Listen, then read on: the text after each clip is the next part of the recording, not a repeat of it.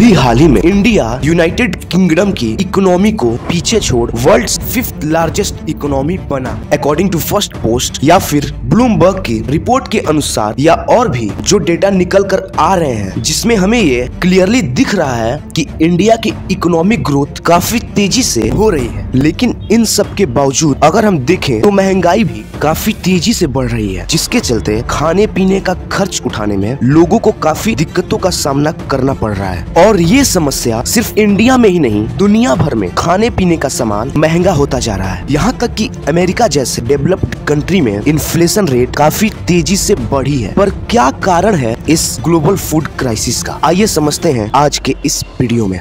Fertilizer and food prices has triggered the global crisis that could drive millions more into extreme poverty, magnifying anger and the nationwide strikes began. We face a real risk of multiple famines this year.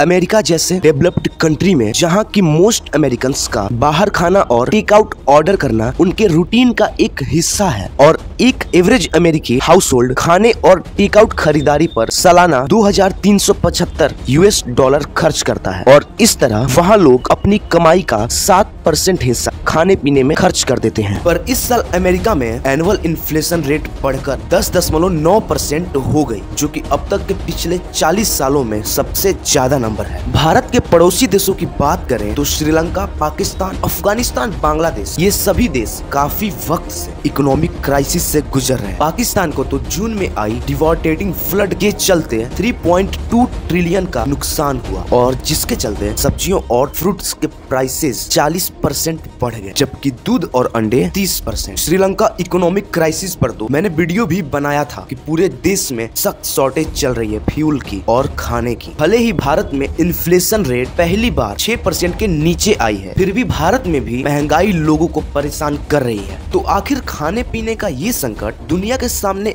आया कैसे? अब इन हालातों की कई वजहें हैं, जिसमें से सबसे बड़ा रीजन है पैंडेमिक ऑफ कोविड। 2020 के स्टार्टिंग में ये पूरी दुनिया में फैल चुका था, सभी के लिए काफी क्रिटिकल टाइम था, और जिसके चलते लॉकडाउन लगा, सभी फैक्ट्रीज, वर्कशॉप्स, बड़े स्टोर्स सब कुछ बंद हो गया। जिसके चलते जब फिर से सब कुछ शुरू हुआ तो इन्फ्लेशन इतनी तेजी से बढ़ा कि कई रिकॉर्ड्स टूट गए, क्योंकि पूरी दुनिया को सब कुछ ही एक नए सिरे से स्टार्ट करना पड़ा। दूसरा बड़ा रीजन है क्लाइमेट चेंज। पूरी दुनिया में बढ़ते असीमित पॉल्यूशन के चलते ग्लोबल वार्मिंग और क्लाइमेट चेंज देखने को मिला, जिससे कि क्रॉप्स और फूड फर्टिलाइजर्स पर काफी प्रभाव पड़ा। और तीसरा बड़ा रीजन है रसिया यूक्रेन वॉर। इस साल जब फरवरी में रूस ने यूक्रेन पर हमला किया, तभी से ये जाहिर हो गया था कि इसका असर पूरी दुनिया को झेलना पड़ेगा। दुनिया भर में गेहूं का 25% एक्सपोर्ट सिर्फ रूस और यूक्रेन से होता है, लेकिन वॉर के चलते यहाँ से दुनिया में व्हीट एक्सपोर्ट पूरी तरह से बाधित रहा। कुल मिलाकर इन्फ्लेशन काफी